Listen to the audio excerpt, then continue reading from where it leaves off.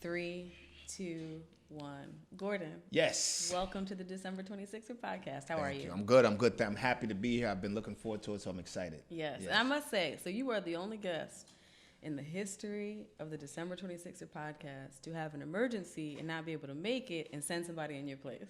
Yeah, you know what? I want to apologize for that. You don't Just have to open it up. apologize. You sent I sent substitute, someone. yes. Yeah, yeah. Well, no, I'm glad. I'm glad he was able to make it. I think that was the David Allen had did Yes. the American Youth Wrestling Program, and I'm happy to be here now. So We're happy to have you. But, most people, when they can't make it, they're just like, yeah, sorry. But you came through in the clutch. Yeah, no. I mean, I believe if you can't follow through on your commitment, you have to create a resolution quickly, right? Because I think we have to keep our word and be about what we say we're going to be about. So in that case, I couldn't, but I was able to send Dave. So it Well, we worked out. appreciate it. No problem. And now no you're problem. here. I'm here. We had yes. a great chat. You had some time to warm up before we got started. Yes, so yes. You ready to jump into this? I'm ready. I can't. I'm ready. All ready. right, let's do it. Who is Gordon Jackson? Who am I? First, I pride myself on being a dad. So I'm a father of three sons, Cairo, Caleb, and Caden. They're 17, 12, and 6. I'm a brother. I was a son. My mother had passed. I was married at one point. I'm also a vice president of community relations for a non-for-profit in Brooklyn. I also own a small business. So I think those things kind of all kind of make up the person that I am, and they kind of lend and contribute to who I am and how I kind of drive my direction and my decision making. So I hope that's. Yeah, you fit in a lot. So let's start to unpack that. I'm big on familial roots because I feel like a lot of that informs who we are and how we make decisions and how we approach life. Yeah. So tell me about your family structure when you were younger. Yeah, so I was born in New Orleans, Louisiana, 1971, to date myself a little bit. We moved to Carlisle, Pennsylvania. I lived there until I was about 9 years old. My mother had remarried, and we had decided to move to New York. So we moved to upstate New York, to Otisville. I had 4 older sisters and my brother, so we all packed up with a new stepfather, and we moved to upstate New York. I had never been to New York at that point. Went to middle school and high school in upstate New York, and then when I was 17, going on 18, was able to go to college at SUNY New Paltz. Spent my first summer after that in the Bronx. Went back upstate, graduated in 1993. When I finished undergrad in political science and black studies, moved back into New York City, worked for a couple of years, about a year and a half, then went back to graduate school in Binghamton University, back upstate, and have been in New York City pretty much ever since then. So in terms of my family structure, I'm the youngest of 4. I have 4 older, wonderful sisters, 1 older brother. We were raised primarily by my mother, who raised us with pretty simple values. Listen to what I tell you to do, That sounds about or right you're going to for get a the black belt. mother. Yeah. She kept it very simple, and we attribute our success to our mother, who guided us and pretty much kept it simple. I mean, with the same things I think many families grow up with. Obviously money was tight. She encouraged us to use education as a modality for success. So we were all fortunate enough to, finish high school, go into college or graduate school. My sister's, one's working on a PhD right now at Howard. So just, keeping it simple, being respectful, sticking to your word, working hard, being transparent. Looking back, I don't think she used all that verbiage. It was more like, listen and do what I'm telling you to do. But I think those collective values played into who we all are and kind of helped to drive our childhood. We moved around a lot. As my story tells, we had lived in Plymouth, Massachusetts. We lived in Maryland. We lived in upstate New York, obviously. We lived in, where else did we live? We lived, obviously, in New York City. We had moved around so much that it constantly forced me to acclimate quickly and to make adjustments quickly and to kind of know my surroundings, to make sure that wherever we went, we would be able to go to school and make friends and stuff like that. So that helped. That helped play a role later in life and some of the other things that I've been involved with in terms of getting to know people quickly and making adjustments and kind of reading situations to make sure that it goes the way we want it to go. So When people mention that they weren't raised with a lot and had to move around quite often, I always wonder, were you aware at some point, did you become aware that life is a little more difficult for us? You know what? That's a good question. You know, I have that conversation with my sons now, because I'm like, you have, they always say, They're you don't chilling, know how. right? Yeah, I'm like, you don't get it. I'm like, I didn't think I realized how. I had my first job when I was like 9 years old, 8 years old. I'm sweeping up hair in a barbershop for change. I'm shoveling snow with bread bags on my socks because we didn't have boots. So, I knew we didn't have a lot, but it never felt like that. I remember my mother one time, she made red beans and rice, and it wasn't that much, so she just added more water to it, So looking back, it was hard. I don't ever remember having like a whole can of soda until I got to college, Wow. So I look, in retrospect, she did the most she could do with what we had at that time. And because it was rough, but it never felt that way. It never felt that way. It never felt like things were that tight. I remember, and I tell this story. This is funny. I remember being in high school, and or junior high school, going into high school, and we never had hot water at home. Never. Like hot water was like, if you had it for like the first 10 seconds. And was this in upstate New York? This is in upstate New York. It's cold. It's brick. It's freezing. We had, you had bears going in your backyard. It was so cold, and upstate poor is different, a little bit different than living in a city, in an urban city poor, because resources were not available, right? There were no churches you could go to that were close. And I remember some days I would go to school and I would go take a shower before I would start first period. Because, in school they had hot water, right? So people are like, why you run off the bus so quick and go into the locker room? And I'm like, well, I have to get something out of my locker. But I would really go take a shower because I knew I could take a hot shower at school. So, wow. But at the time, the water was hot. We did what we had to do. I did what I had to do, but I didn't even think of it that way. And I was, it made me appreciate the school that much more. So, yeah, we by 14, 15, I was driving, I can go on and on with just what it, not having a lot forced me to push myself to have more. And because my mother was pretty much she was a free spirit in that sense, like, what, if you think you can do it, make it work. So how were you driving? I don't know what the driving age was at the time, but at 14, my mother had given me my first driving lesson. By 15, I had bought my first car. It was a 1976 Chevy Vega station wagon with a toggle switch. You had to hit a switch under the dashboard to get the fuel pump to work, and it would go zzz. And if you heard that, you knew you could drive. If you didn't hear the fuel pump, you knew it wasn't working right. So by 15, I was driving myself to school. With no license? With no license. And this is how I got messed up. My brother Bobby, who's a year and a half older, one morning I left him, and he was like, listen, you left me this morning. So then when we got to school, we had it out, and that's how the school found out that I didn't have my license that day. So then but I was 15 going on 16. About a month and a half later, September hit, and I was able to get my license. So I drove to school with no license, about 12 or 13 miles on Route 17 in upstate New York. And this is in the 80s with no driver's license. So listen, we did what we had to do. It was obviously a very different time. In New York State, it was very different. But we were not limited by the possibilities of what could be, because you had to make it work. You had to. I was killing weeds on a runway at age 13 in upstate New York at the Wurtsboro Airport. I was the weed killer for the runway. I would walk around the runway with a weed killer. I worked at a fruit stand. I washed dishes at the age of 10 at a restaurant called Duck Haven Inn on Route 209 in upstate New York. No kind of child labor laws being adhered to. I'll tell you, this is when I knew. I said, I have an edge for figuring things out. You talk about child labor laws. You make me remember something that happened. So I was working at this restaurant called Duck Haven Inn, and the owner was German. His name was Charlie. And Charlie was a beast. He would come in, he would curse you out. I had to be like 10, 11 washing dishes till like 10 o'clock at night on school nights. He would come in, and that's the first time I ever heard of garlic butter, if that helps, right? So he would come in and be like, wash these dishes, wash this pot, wash these pans. And every time he would give me my check, he would give it to me in an envelope. I think back then minimum wage was like $2.25 or $1.75 an hour. I don't even remember. But every time he would give me my check, it would be short money. And he would write down, you made $45 this week. But then he would write, you're only getting paid $37. So I'm like, Charlie, where's the rest of my money? And I'm like 11 years old. He's like, I had to take out taxes. Now, I had never even heard of taxes. So tax season came around, and my sister was like, hey, we're filing for taxes. So I said, well, I'm filing for taxes because Charlie was taking money out of my check. So you like 10 or 11? I'm like 11. At this point, I'm like 11, maybe 11, 12 years old tops.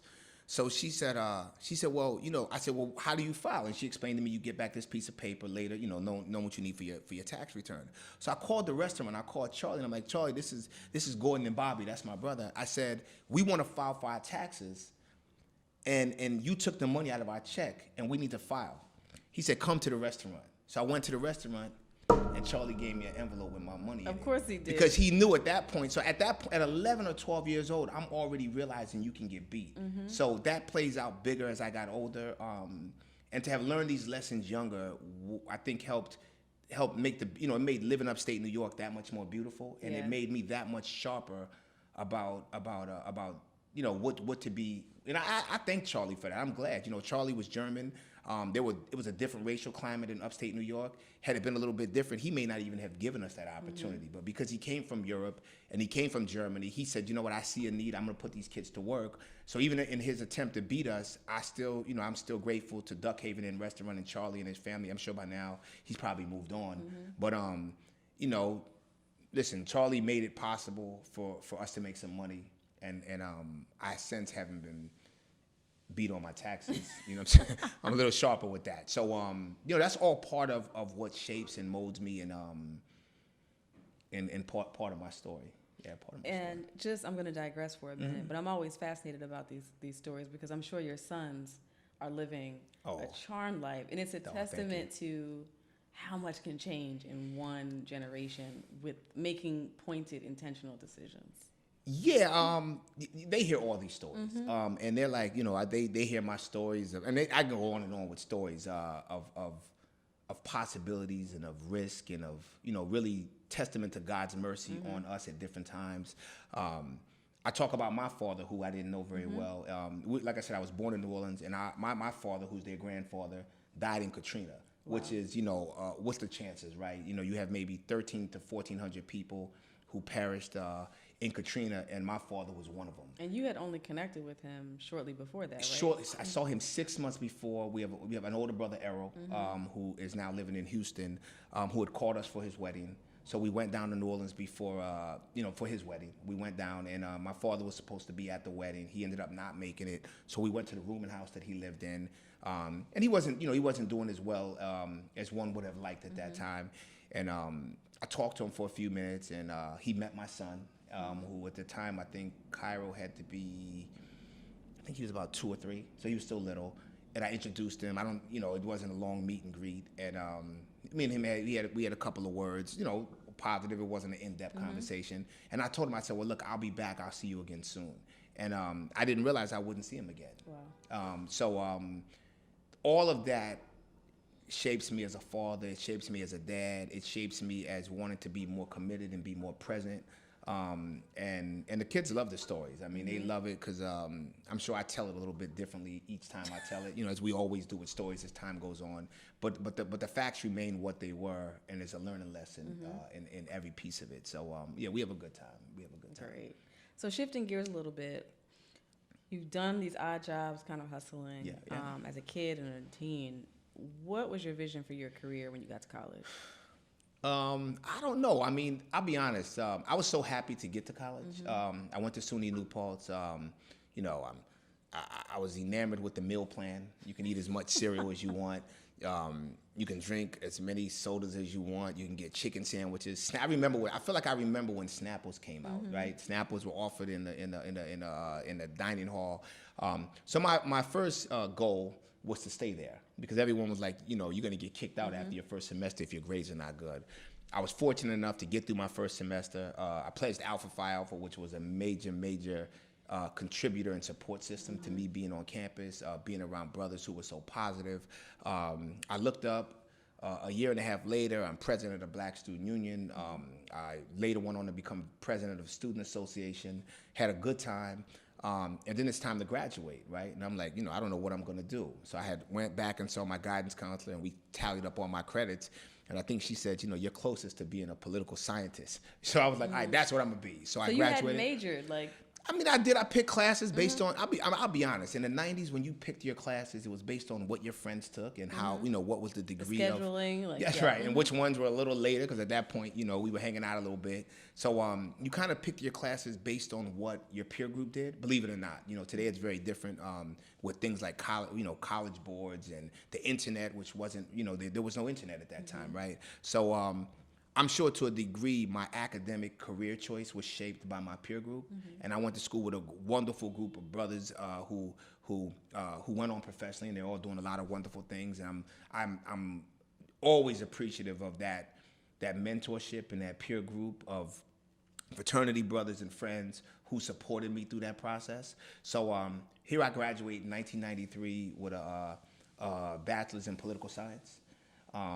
I come back into New York City. I get a job working, ironically so, not far from where we're at today, 12 East 31st Street, for a company. They hire me as assistant to the vice president for community affairs for a private corrections company. At the time, we had operated the federal and state halfway houses in New York City. I get a call from my good friend and brother, Jack Brown, who opens up this door and says, hey, come on down. There's a job for you here. He gives me my suit to put on for the interview because that's just the way our network was. And it opened up this wonderful opportunity to come in and work in a political type of environment, representing this company on political affairs and community affairs related issues with inmates. And who knew that here I'd be 20 years later doing the same type of work. And it's interesting how God can direct our steps in ways we don't even know it at that time. And it just opens up a plethora of opportunity. So, yeah. So I know you had a stint in Pharma, I did.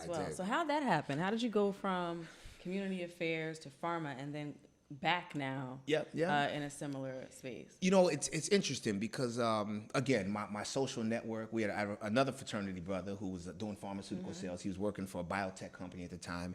And he said, you would be good at sales. And I said, selling what? Because we had sold some things at that point. So I had made a couple of sales I had sold teddy bears, luggage. I mean, I've always been a hustler. I've always figured out ways to make some things work. And he says, did you ever think about selling medicine? And I was like, no. I mean, I was political science, not like biology science. There's a leap. So he said, I think you can do it. So I put on my suit, not the same one I had worn 6 years prior, but I put the suit on, went on a few interviews. And fortunately, a company called Solvay Pharmaceuticals extended me an offer to sell hypertension medication in Brooklyn. And this was early 2000s, late 90s. Brooklyn was very different then than it is today. And I saw a need to be able to educate people about hypertension and wellness, as well as, talk about these medications. So I'm always grateful to Solvay Pharmaceuticals for opening up that door. I did very well, got married, bought a home in Brooklyn. I'm seeing my life just take a completely new direction from having worked in some hotels upstate New York to working fruit stands to an airport to movie theaters, and now here I am. I'm selling medicine to doctors in Brooklyn. Did very well. Interviewed shortly after that with second company I went to was Abbott Laboratories, a Chicago-based company.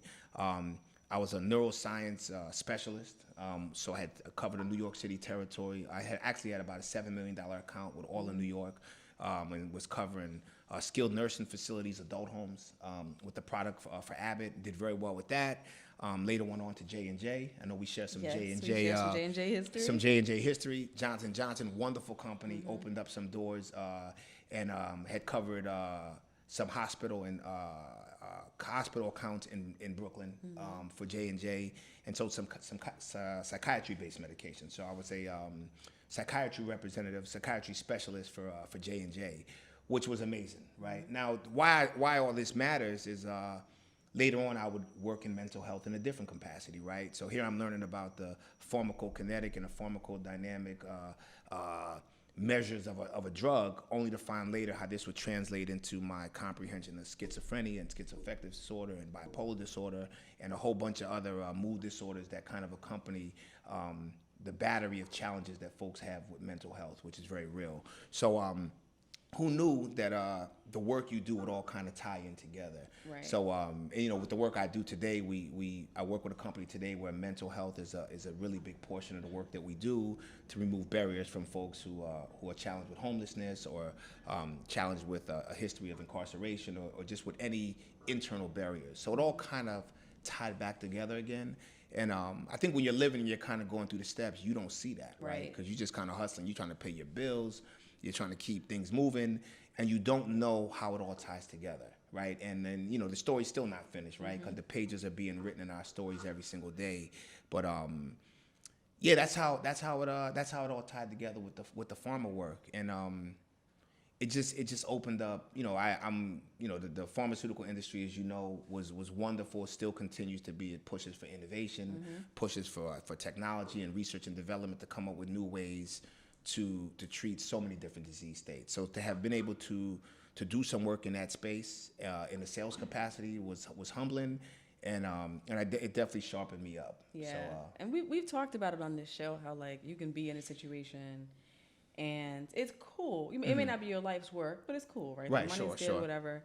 And you don't realize how there are skills that are being enhanced or developed that you can utilize for the next phase of your life. And it's one of the things that we like to promote on this show, that nothing is for naught. Like everything in your life is shaping you for who you're supposed to be, to do what is your passion or your life's work as well. It can all be used, and you'll have those full circle moments where it might take 5 years, 7 years, 10 years before you figure out why you had to go through X, Y, and Z. But it all works together in some way.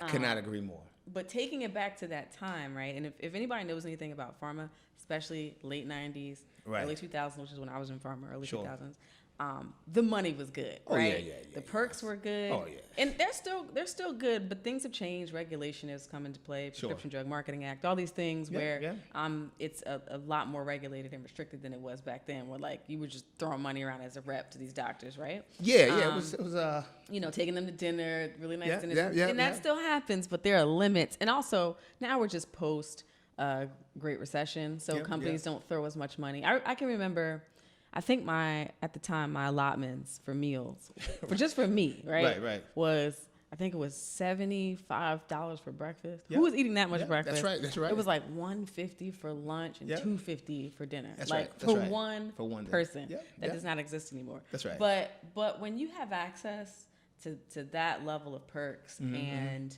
the bonuses and all that stuff and the things, the cost of living adjustments and the car and all the things that they're willing to give you, what makes you decide to leave that? You know, it's you know, you bringing up the allotments, the expense reports, the compliance, obviously, the training. I loved selling medicine. I loved interacting with doctors. I loved talking, obviously. I loved the fact that I was challenged to learn all of this scientific information to pass a battery of exams, right? Because, you know, to be a pharmaceutical representative, you have to be knowledgeable about disease states. There's a lot that goes with it. But it wasn't my passion, you know. And I said to myself, I always said, I remember one year, and I'll say this as a testament to Abbott. I remember one year, I was winning so many awards that I was like, I remember I went home and I was like, this can't be happening. They gave me a company car upgrade. I had made well over six figures that year. They flew me into Ohio to the Rock and Roll Hall of Fame for like, I could grab 50 items in 50 seconds. I'm grabbing Coach watches. I'm like, this can't be for real. And then I would come back to Brooklyn and I would see what people were going through.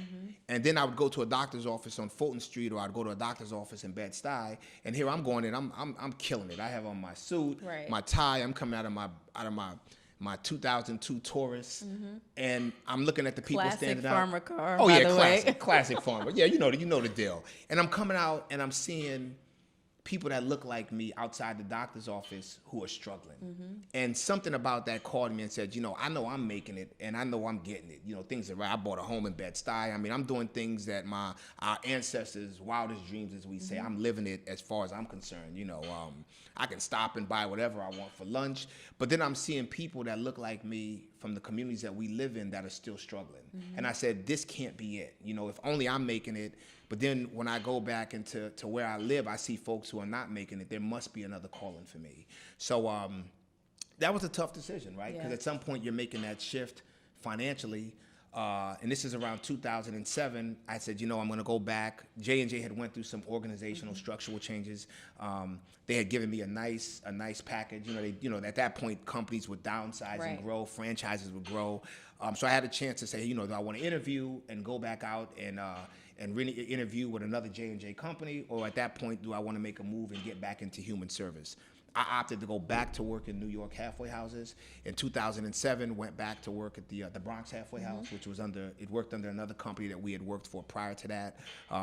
Did some good work with them, and kind of dived back into reentry, right? And working with ex-offenders. At the time, the term reentry wasn't really used. It was really more ex-offenders, folks coming home from prison or jail.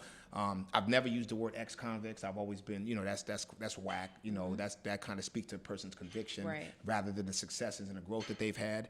But that's always was my calling, to go back and work with folks who are coming back home from one of the 120 or so federal prisons in the United States, one of the 60 or so plus New York State Department of Corrections facilities, and to go back and figure out how do we offset the injustices that had happened to people who had been either wrongfully convicted or given sentences imposed that were longer than they should have received. And that was always my passion. So the first time I actually stepped, this is how we came to New York, kind of dialing back a little bit.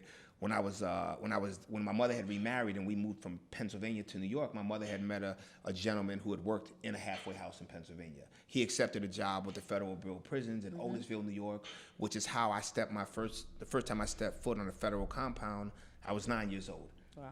And who's to say later that that would still be the work that I would be engaged in almost 40 years later, which really speaks to the testament of a dad, right? Whether it be a stepfather, a co-parent, an uncle, a neighbor, a mentor, what impact those words and the career that he did had on us later, right? Because it helped shape my perception. I don't even know if I realized that until later. It shaped my perception of where my career may have taken me. Because at 9, he was the first person I saw with a regular job, with a uniform, working at a prison. And that to me established what I thought a responsible man looked like. He took, he did his best to take care of my mother and us at that time. I mean, looking back, and their marriage didn't last long, but look, it was about 4 or 5 years they stayed married. But looking back, who does that today? How many men would marry a woman who had 6 children? Right. And at the time, I'm like, I look back at the pictures of him, and I'm like, he was smooth. He probably had a lot of options, but he chose my mother, who was a beautiful woman. And I don't know how many men would make that commitment today. So for that, I always like to say, we're thankful to him for having made us that move and moved us into New York, which really opened up more aspects of our story. I don't even know. I hope I didn't go too far. No. You're taking me back. I told you it's a conversation. Yeah, that's cool. Okay. And it often, we found on the show, it triggers memories that you hadn't really thought about. No, it does. It's taking me back. Which we love. That's right. Okay. But so coming into that full circle moment where you move back into sort of direct support services for the reentry population, was it an adjustment though, going from the corporate world? And I tell people who don't understand pharma, like you go to these pharma conventions, it's like summer camp. Like the entertainment, the access that they give you, whatever. But giving all that up, even though you were passionate about this work, was there an adjustment period to get used to it? Let me tell you when I knew I was in the right place. I had, and I'll say a name. This is I don't know if I can say. I'm going to say it, right? My second client on my caseload was Sam Waxel, who was part of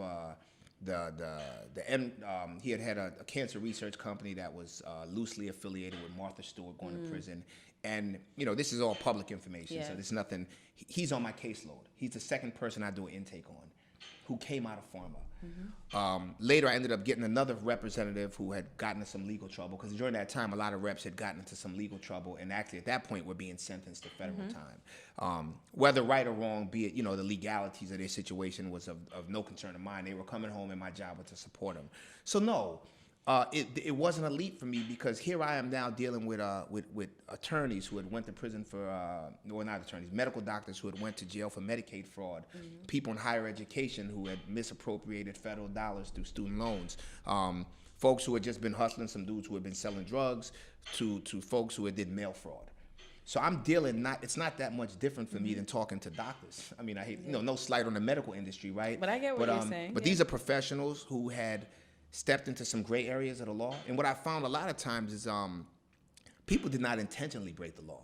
I think when you're an entrepreneur and if you want to push the envelope and you want to take your business from A to B to C to D, you're going to have to play in that gray space. And sometimes that gray space is not that regulated, right? And depending on how federal statutes fall and the time of federal convictions kind of being laid out, depending on what prosecutor's office is coming from the attorney general's office, can dictate what charges are being sought out by federal prosecutors at that time. So I've seen different waves of federal crimes being prosecuted over the last 20 years. We know back in the 90s, if you sold drugs, then you had sold certain amount of drugs. If you had sold over 250 grams or 500 grams, you went out of town, you were picking up a federal charge, you might get 120, 240 months. We later saw that folks were going to prison for mail fraud, and then we saw mortgage fraud, and then we saw frauds in higher education because of misappropriated money. So from healthcare to mortgages to stocks and bonds, I've seen different waves. So for me, no, it wasn't a big leap. I would sit across the table from somebody who was trying to get their life together, whether they looked like me or didn't. I saw fathers who were trying to heal relationships with their wives and with their significant others. I saw mothers who were trying to salvage relationships with their children and husbands who had been away. So no, I mean, I jumped right back into it. If it was, I felt so comfortable. I felt at home talking to people who had gaps, and I learned a tremendous amount. I learned one of my best lessons at the halfway house, and I remember a guy told me, older guy, I won't mention his name, older organized crime guy. He came in and he was like, he said, "Jackson, never tell a lie." And I'm like, you're the last person. Now, he just came home doing like 20, 25 joints, and I'm like, I'm sure you've told. And his case was high profile. They made it was in a movie. I won't get into much more than that. And he told me, he said, "Never tell a lie." And I said, "Why?" And he said, one thing I learned in prison was that I would see guys when I first went into prison, and they would tell me why they went to prison and why they were here and what they did. He said, I would see them 10 years later at another federal facility, and I would ask them again the same story. He said they would change the story up. He said, so it's human nature that when you lie, you don't tell the lie the same way, right? Because we don't remember lies, right? The truth is what it is. So if you tell the truth all the time, you may tell a story a little differently, but the essence of the story remains the same. He said the human brain does not remember lies in a formatted way. He said he saw that. So it's life lessons like that and that work that I never forgot that helped drive the culture of how I do business. My value system, the way I parent, the way I try to engage in my interpersonal relationships. It was things like that made me feel like I'm at home. I am continuing to do good work. Rather than selling a medicine or a product, now I'm selling the concepts of you can make it, right. You can be successful, you can still be a good father even though you've made some mistakes. You are still a wonderful mother. You are still a good wife, even though you have had some challenges. And I actually got to see families heal. So on the pharmaceutical arm, I saw folks getting better because of all the wonderful medications that the industry made. But doing human service work, I got to see people do good work and heal families. So I think the two were interchangeable. So you mentioned how some of the lessons have dictated how you do business, which is a great segue, because you've had this storied career professionally, but then you turned your focus and your downtime to real estate and hospitality. Yes. So how did that happen? How did you get? What were the origins of Yellow Block B&B? Well, so Yellow Block Bed and Breakfast is a bed and breakfast in Brooklyn, New York. It just to tell you how things tie in. While living upstate New York, one of my other summer jobs was working at the resort hotels in upstate New York. So we would get all of the Jewish folks would come up from New York City. I was about to say, you talking about like the Jewish resorts? Yeah, I mean, we worked upstate. I worked at the Catskills. I worked at the Homowac. I worked at the Neverly. I worked at the Concord. And the summertime for us was just wonderful, right? Folks would come up from New York City and would come up and would bring their families, and we worked, right? So it was really a really strong revenue stream for Sullivan County and for the Catskills. I got to meet a lot of wonderful people. I valet parked cars. I drove cars I never drove before. And it was just a wonderful opportunity to learn about money, to learn about people, to learn about hospitality, and to to talk to different people, right? That I otherwise wouldn't have had these exchanges with. So who knew that years later, I would buy this house from Pharmaceutical Sales in Brooklyn, New York, in Bed-Stuy. I'd rent this house out as apartments. I rented out rooms. I ended up buying another property in Brooklyn, and I just dived right into that rental space quickly. And I'll tell you why. Because growing up where we lived upstate, I was so embarrassed where we lived, and this is the crazy part. The house that we lived in Route 209 in upstate New York was a yellow house, and the house was owned by a family. I mean, I can go on and on how life connects the dots, but this particular home was owned by the Greenwald family, who the daughters, Julie and Cena, Julie Greenwald and Cena, they rode the school bus with us.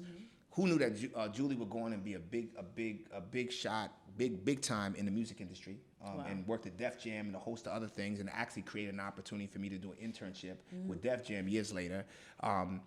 But this was her father owned this rental house. And listen, he created housing. My mother didn't have a lot of money, and we lived there. And this house that we lived in, I wasn't really particularly proud of it. It leaned a little bit, but it was home. And I said, when I grow up and I get some money, I have to live in a house that my kids won't be embarrassed about, right? So we later, that always drove me. I said, man, when I have kids, this house has to look right.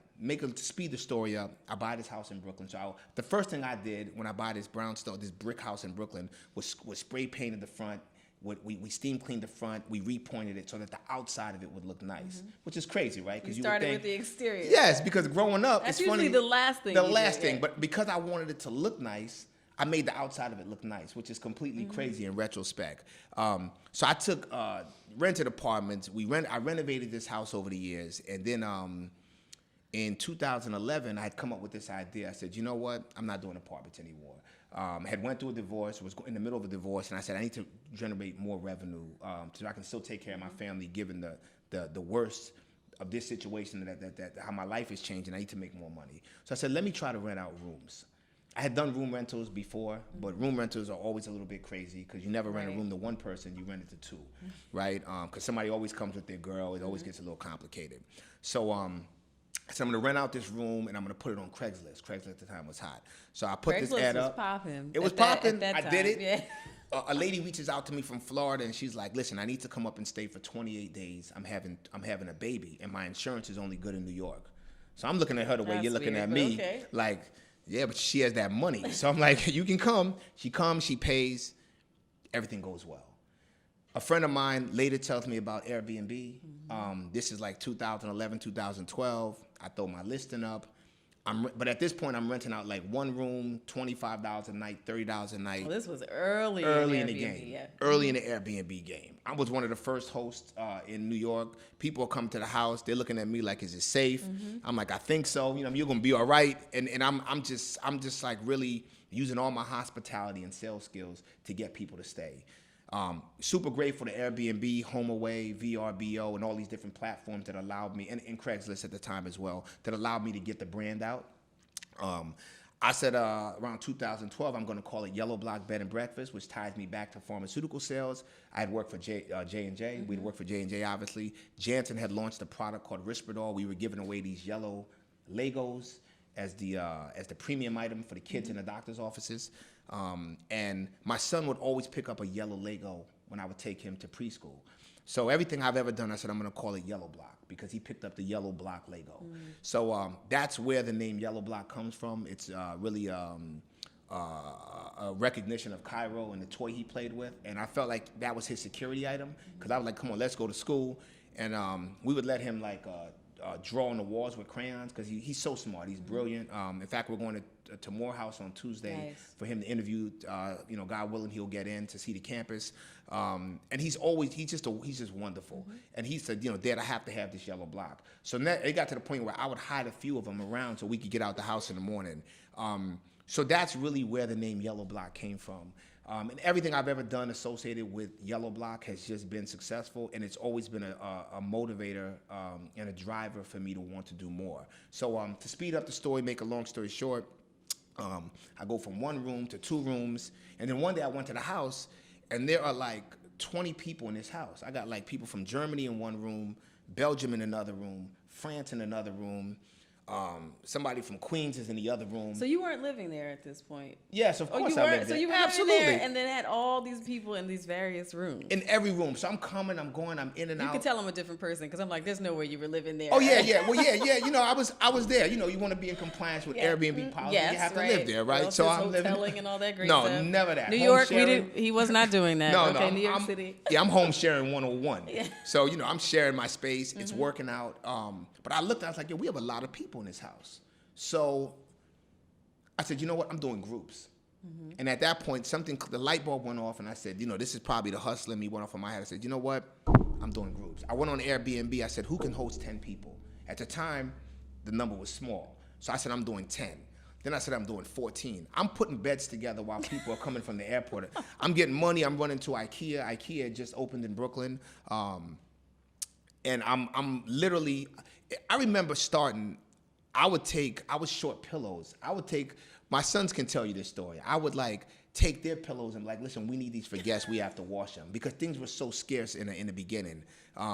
Make a long story short, I became kind of the group specialist on Airbnb at that time. No one could do 20. No one could do 22. No one could do 24. At the largest group I've ever hosted was 32 people. I had Kyoto University rugby team. They came over for a few matches. I hosted them. Wait, so how many bedrooms? Not 8 bedrooms. 8 bedrooms. 8 okay. bedrooms.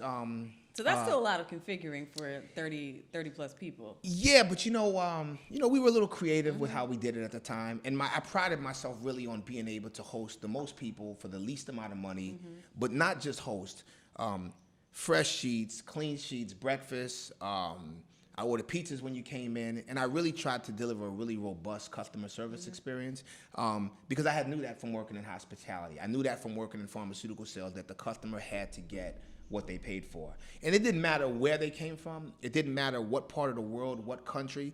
I wanted to make sure that when they came into Brooklyn that they saw a black man doing business that was fair, that was transparent, and that would deliver every single thing that I promised. Because I felt like to a degree I was representing black men, not just in Brooklyn, but in the United States, right? Because I know that at times there are some stigmas and some wrong stigmas associated with how we do business. And I wanted the world to know that we don't do business that way. Right. And that we are transparent, and that you will get what you want, and that you will be safe, and that we don't have to water down the way we do things, but that you can come in and get a genuine experience at an affordable rate. And that happened.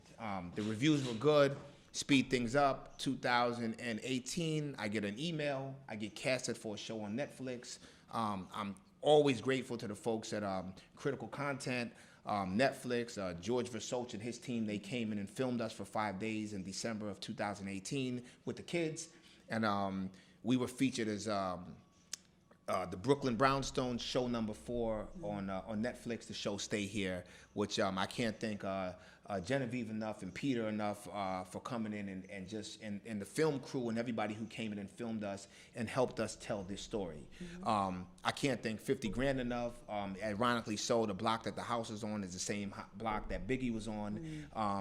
And 50 came out and filmed with us and kind of told a piece of this story about Brooklyn that was still kind of new to me because I had lived in Fort Greene, the houses in Bed-Stuy. I was kind of learning it during the show, and really just opened up another piece of Big's history and Brooklyn's history, and also told a narrative about how Brooklyn is changing, but that there are hardworking families in Brooklyn who still survive, and people should come visit and spend some money and enjoy New York City and let Brooklyn be a place where you rest. So yeah, it's been an amazing journey, to say the least. It's been humbling.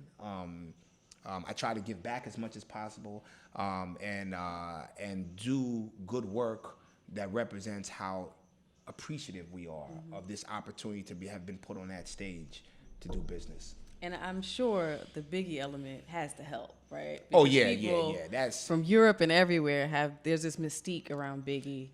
as an icon. So them being able to stay on that block, I'm sure is a factor for people as well. Yeah. Let me tell you, it's funny because I'm a fan of hip hop, and when we were filming the show, it really challenged me to look back at Big's old videos and look at he was an artist, right? He was a father, obviously, right? He's a son, and the depth of him as a young artist. It challenged me to go back and look at him and say, who was this man, and what would his life have been had it not ended so tragically, right? But it's humbling to know that, and there's obviously a mural. I encourage folks to come see the King of New York mural. It's on the corner of Bedford and Quincy.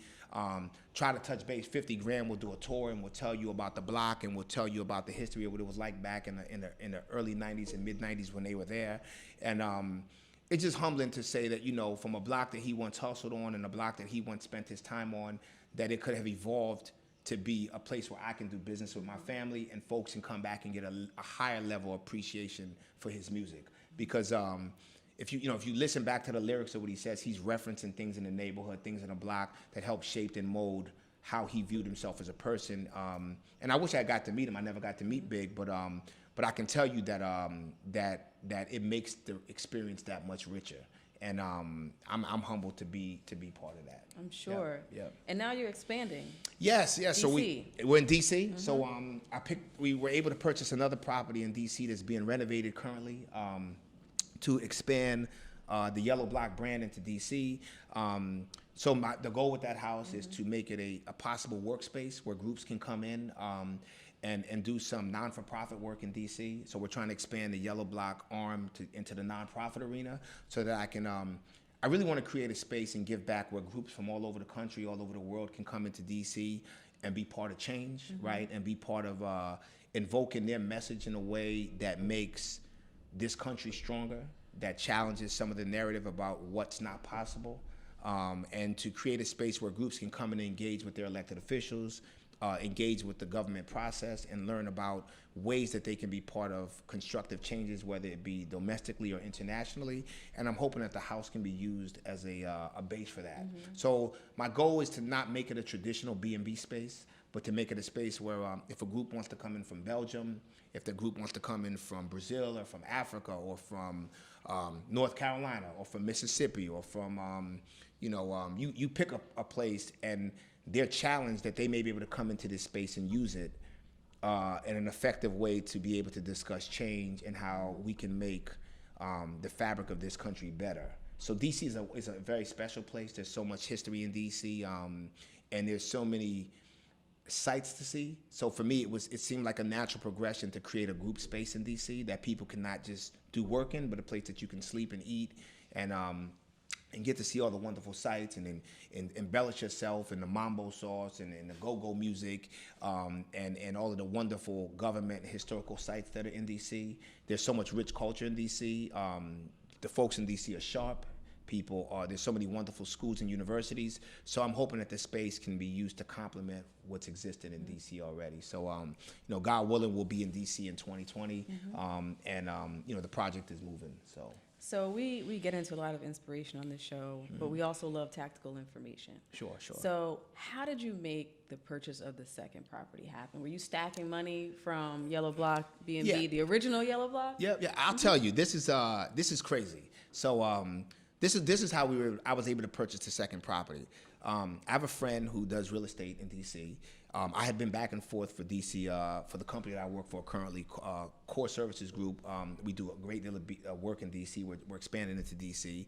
So I looked around and said, I wouldn't mind buying a house here. So I called my friend Kev. I'm like, Kev, show me some spots. He shows me a spot in Southeast. He shows me a spot. Now, at the time, I didn't know where I was, but I could read the streets. I could see where I'm at. And I'm like, this is cool. That's cool. Take me here. He shows me 4 houses. The last house that he shows me is a little yellow house on the corner. And I said, Kev, that's the one. And I'm talking like I have money, but I have some money, but not a lot of money. Not enough to be like, that's the one, but enough to be able to feel confident to say, obviously we were looking, right? So there was some money saved up to make this possible. So I'm gonna break down the numbers because I want folks to be able to walk away and understand exactly what I did. We appreciate that. Yeah, this is straight up. So I did a refinance with the house in New York. I took out, I think, $175,000. Now, me being a little older and wiser than I was, say, 15 years ago, I said, I'm not touching this money. I'm going to leave it in the bank. So I said, if God creates an opportunity where I can use this money, I'm going to use it. So I'm not spending any of this money. So part of me, my confidence is up. When you have $175,000 in the bank, you feel good, right? Yeah. It gives you some sense of mental liberation, which is why I encourage folks to save. Because I think when you save, you can be a little bit more creative about what you might want to do. Absolutely. So this money's in the bank. So when I'm telling Kev that's the house, part of me is because I have some money saved up. I'm looking at the price on the sheet. The house is, how much was it? It was $276, which in DC is a steal. Right. Right. And DC is changing and gentrifying at a faster pace than New York, right? So I said there's an opportunity here to be a homeowner and to get into a space that has a rich history and still be able to buy a house. So he says, okay. And he comes back the next day and says, this house, you can't buy it like that. It's in an auction. So I'm like, an auction? I never heard of auction going well. So I was like, an auction? I was like, so let's bid. I'm like, how do we do it? He's like, you bid online with your phone. So we bid online, and this speaks to taking risk. So I'm bidding online, and I'm like, yes, yes, yes. So I'm at work trying to act like I'm into my work, but I'm looking at my phone trying to figure out, am I going to win this bid? I win the bid. So now I'm getting the house for like $276. I call everybody. I won this house in an auction, but now so you get it for the list price. I get it for the list price, even though it was at auction, which is amazing. Right. Yeah. But there's one little problem. I don't have $276. So I'm like, that's not. I can get a mortgage. Only for me to find you can't get a mortgage because the house needed so much work. To speed things up, they reject my bid, and they come back and said the seller doesn't want it. We're putting it back up again. So I said, okay, but now I'm so emotionally caught up in this house because it's yellow, it's on the corner, it has a porch, and it's everything that I had envisioned for the next yellow block. To make a long story short, I bid on the house again, I win, they drive the price up to $376. So but now I'm in. But you didn't have the $276 cash. No, and I didn't have to, and now I'm in another 100 racks, and I don't have that either. So what do? I'm thinking I can get a mortgage. I reach out to some hard money lenders. Fortunately, some folks were willing to make me a loan. The rates were high. I said I'm gonna try something different. So I went out to 4 different banks over 2 days and put in loans for personal applications. I went to Citibank. I guess after this interview, banks won't be loaning me money, but let's put the information out. TD Bank. What was the other one? Municipal Credit Union, and who was the fourth one? Santander Bank, who was tough. They were tough. They all extended me these small personal loans. So I was able to actually purchase this second property with 4 small personal loans. So you cobbled it together. Yes. And I say it's all God. I know it's crazy. It's all God because what's the chances of all 4 of them approving these loans? Right. And I had done it so quickly that I'm not even sure they had time to check one loan versus the other one. But I've been and then I reached out to a friend who I was still short about $23,000, and I called him. I said I need this loan, and he said, look, it'll be there tomorrow, and he wired the money to me, and now this is where it gets crazy. The whole time I'm communicating with this company with the auction, they're in India. The call center is in India, so I'm calling them up. And no slight on call centers in India. Business is good. But for me, it was a bit of a stretch because I like to go where my money's being wired that I can find you if things don't work. And I'm calling and I'm like, listen, I'm not comfortable. So they put me in touch with a call center in Georgia. The woman assures me the process is legal. I go to Citibank on Myrtle Avenue in Brooklyn. I wire them this money. I wait a day or two. They send me the paperwork. About 10 days later, I get the deed. The deed was recorded. The title was recorded, and now I own this house in DC. No, I'm just gonna be honest. I would have tapped out between the India call center having to pull money from everywhere. I would have been like, "This is just maybe it's not for me." That went through my mind. I was like, you know what? Maybe this is. And I wanted to tap out. Trust me, I did. But somewhere between, I think the house being yellow. Ego, I think ego plays a role. I can make this happen. I know I can do this, and risk. Right, I've always taken risk. Right, so I said, you know what? If this is a hustle, this is a good one. This is a good hustle because they got a lot. I'm online. I'm reading about this. I mean, I'm doing due diligence. I'm calling, and everybody I spoke to was like, "You're gonna be okay," including my friend who was the broker who had done other deals like this. So I think the takeaway message is, if you want to play in a bigger space, you're gonna have to take some risk. You're gonna have to trust beyond what you know, and you're gonna have to take some calculated risks by doing some research to find out, should you step out there and take these chances. Every single person I know who's done well has stepped out into that gray area and taken some risk. No less of a risk than this wonderful podcast that you guys are doing, as you know. It's a risk, and I think when you grew up and you didn't have anything, to go back to having nothing again, for me, it's not that difficult, right? Because I already know what it's like to be broke, and I was happy. I know what it's like to have had some moderate success with a long way to go to be more successful. So my success is not gauged in how much money I make, but rather how I feel about doing business. And yeah, we should trust a call center in India. And yeah, we should trust a process that we don't know about. Because if I stayed in my comfort zone with what I just know about, then I know what I'm going to get from that. So I had to challenge myself and say, India as a country is operating on a global market with technology, as are many other countries outside the United States. So it wasn't hard for me to believe that they could manage call centers that would be sophisticated enough to handle these types of transactions. The Indian economy is strong. They're playing on a global level in so many ways. So I'm like, why would they want to beat little old me? You know what I'm saying? They got big things going on. So let's see what happens. And much credit to All Taste. That was the company. They're solid. They're legit. If anybody ever wants to do business on that level, and as one should want to, if that's an area you want to dive into, everything flushed out right. And I'm glad it did, because I was ready to get my one-way ticket to India. I told him, I said, I'm coming out there for sure. I don't know what I will do. Pull up. Oh, no question. India. No, come on, you lose $387,000. Right. You have to do, your response has to be, you have to give thought to how sick you're gonna feel if you lose that kind of bread. You have to give thought to that. So that's how it happened. So you got it for $376, but the house needed work. Oh yeah, we're in deep. So now you're going back and forth. Yes. Working on this house, every week? Every week, every other weekend. I do some coaching. I coach my son in wrestling. My oldest son's graduating from high school. He plays volleyball. He's involved in he has a show tonight, as a matter of fact, in Teaneck. So between parenting and leveraging time with my 3 sons and my youngest son, and he's dynamic, I try to figure out a way to balance between making these trips to D.C. with a crew of guys from Brooklyn, in addition to some good guys we met in D.C. to get this work done. So we did plans on the house. We're bringing electricians and plumbers, HVAC guys, and I've used HVAC guys from DC and New York who've come down to help me to do this work. Plumbers, electricians, and everyone kind of came together. And a lot of these folks I used in Brooklyn to do work at the house in the Yellow Block in New York. So the team is kind of already assembled. And we have a trusted working relationship. I know the integrity of their work. I trust them. I know the quality of their work. We're like family. So we make these trips down, and I can't be grateful enough to the guys who come from all parts of the world. Some guys are from the Caribbean. Some guys are from Ecuador.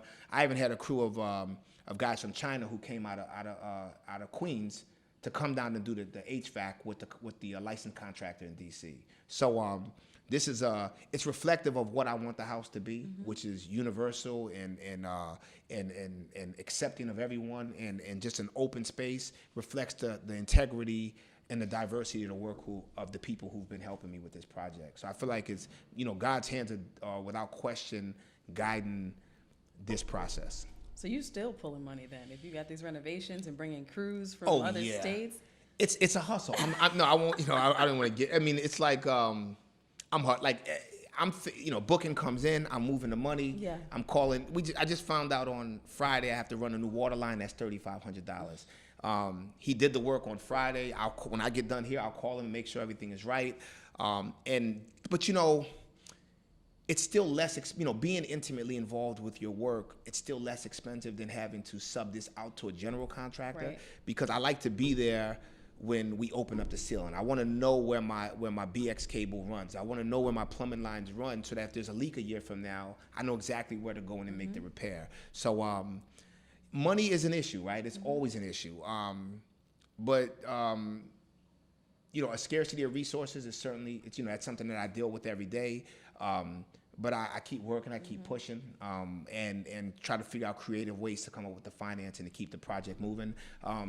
I primarily self-financed this work with the exception of the loans that were given from the wonderful banking institutions that opened up those doors. But listen, you want something to happen, we make things happen. If you want it to happen, you will make it happen, right? We invest in things every single day because we want them to happen. So if you want this house to come together, then I knew that I had to make that commitment. And I'm really grateful to the kids who are patient with me as I make these trips.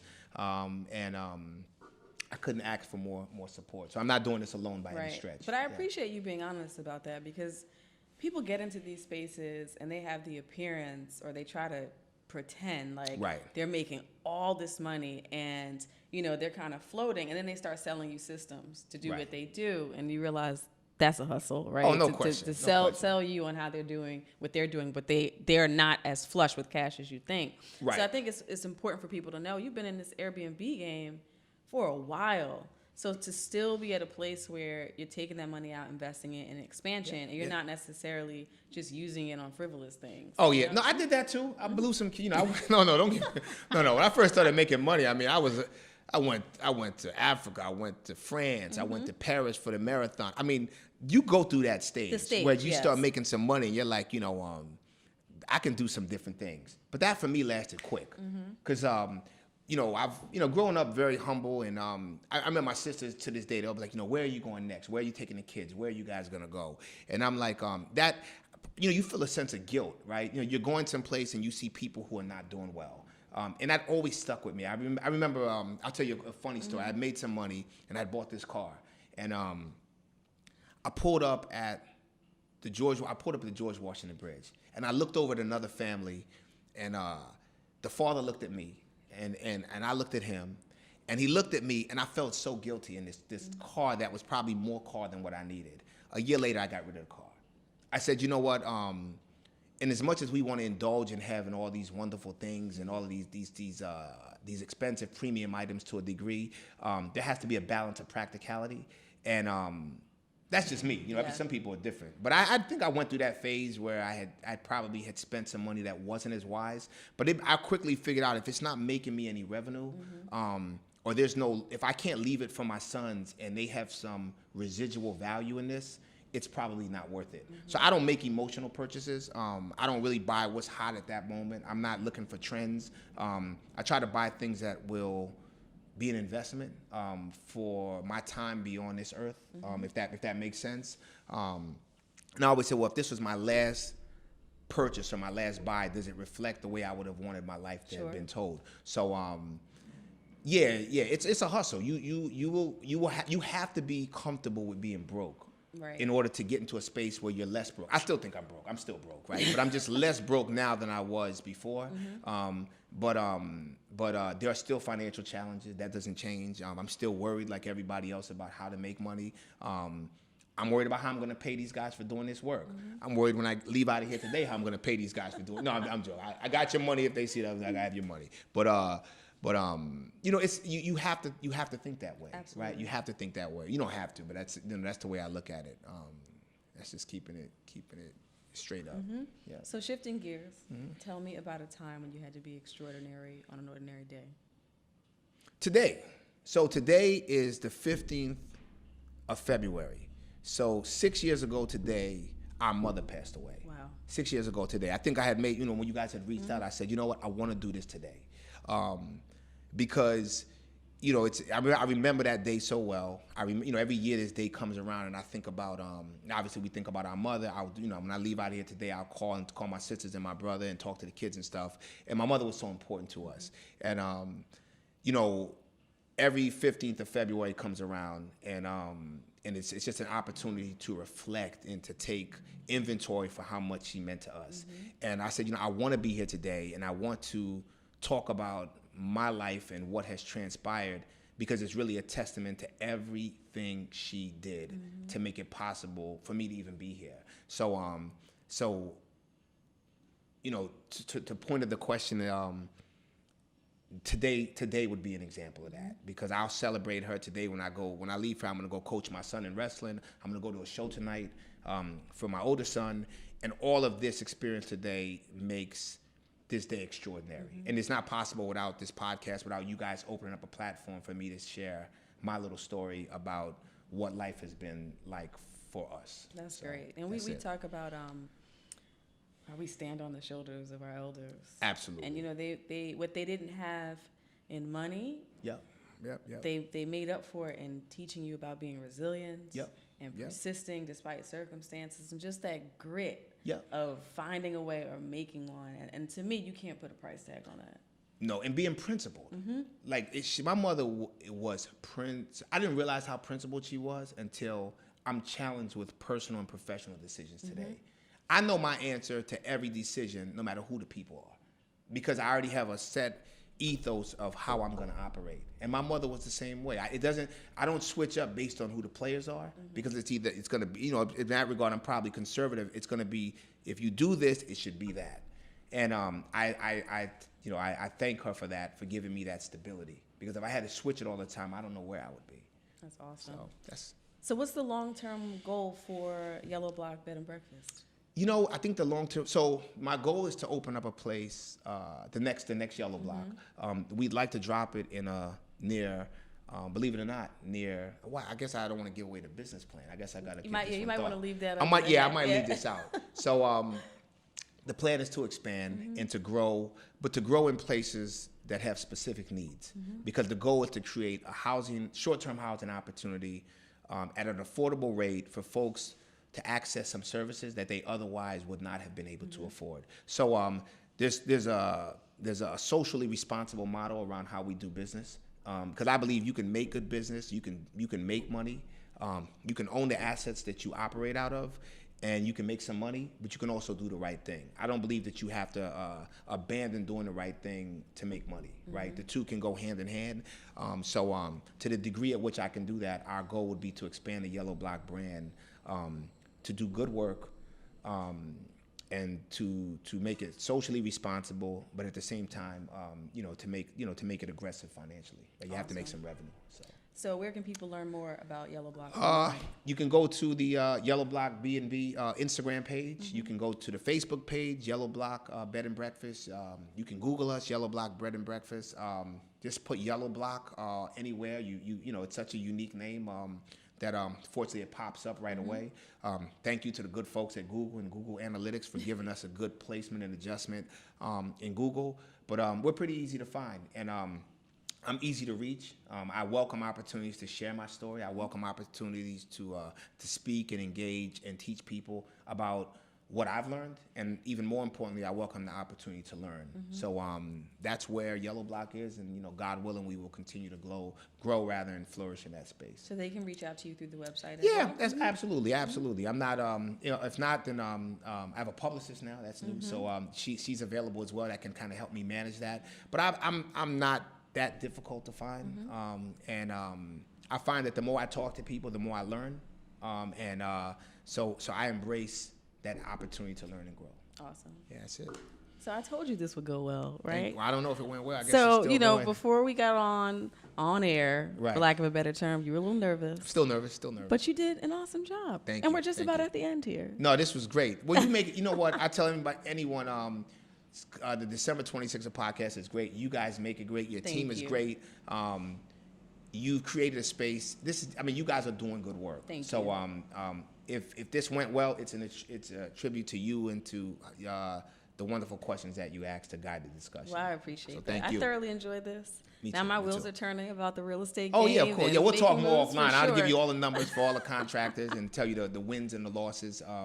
But yeah, let's definitely continue the conversation. Well, to our listeners, we are big on supporting Black business owners and establishments.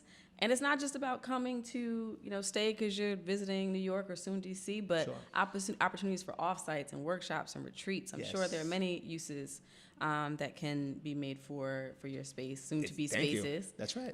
So check that out. Check out Yellow Block B&B and the great work that Gordon is doing. Yes. Follow, like, share, and subscribe to this podcast. We appreciate your support. And as always, remember to be extraordinary on an ordinary day. Take care. Thank you.